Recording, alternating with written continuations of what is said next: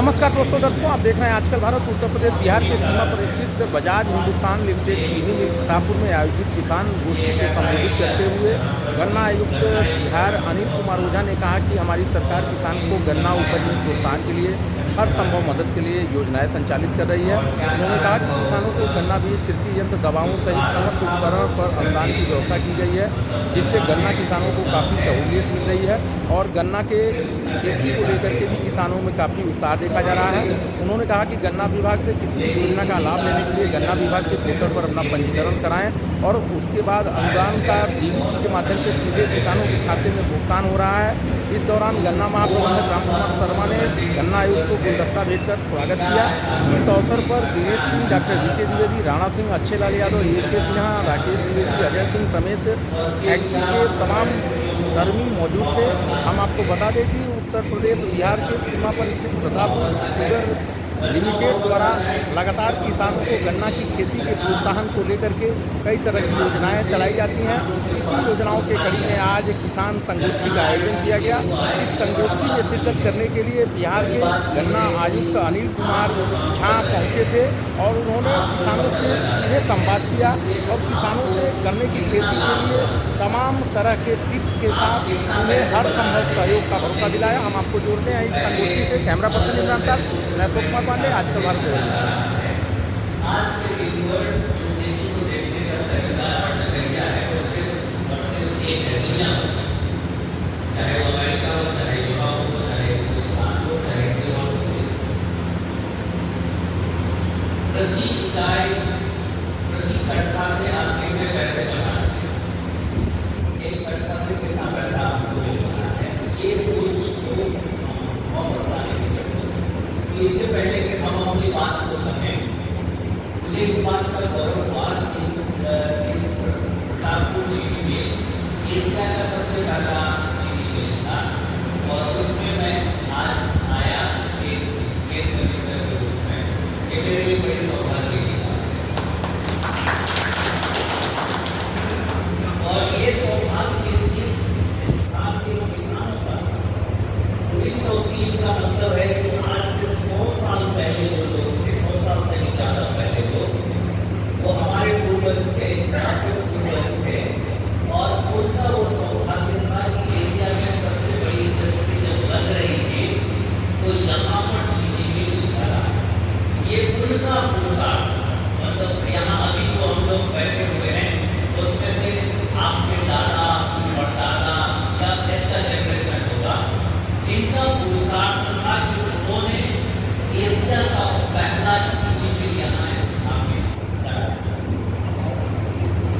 अब हम जब इस समय हम लोग बैठे हैं तो ये पुरुषार्थ हमारा भी जानना बहुत जरूरी है कि जो काम मेरे परदादा ने किया था उस काम को फिर से उस गौरव को फिर से कैसे वापस करें। दो ही बिंदु हम समझने की कोशिश करेंगे।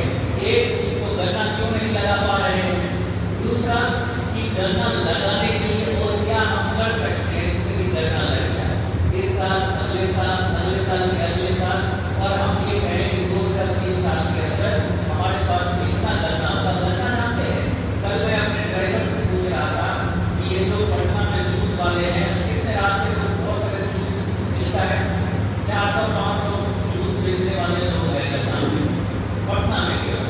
और जहाँ रास्ते पर जाइए तो हमने पूछा तो इनको गन्ना कहाँ से मिलता है,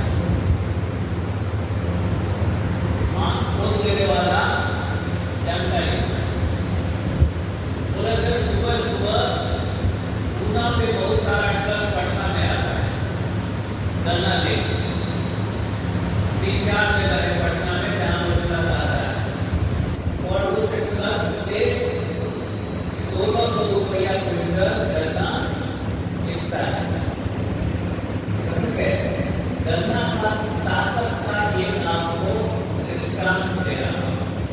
मतलब एक बंदा पूना बैठा हुआ है, एक ट्रक वाला पूना से गन्ना को लाता है पटना और ये पूरे बिहार के लोगों को गन्ना का जूस, इस समय जो गन्ना हमारे पास खेत में नहीं है, सो गन्ना हम दे सकते हैं, चीनी मिल को गन्ना दे सकते हैं, हम जूस वाले को गन्ना दे सकते हैं, गुड़ वाले को गन्ना छठ पे यूज कर सकते हैं, हम गन्ना को बहुत तरह से यूज कर सकते हैं।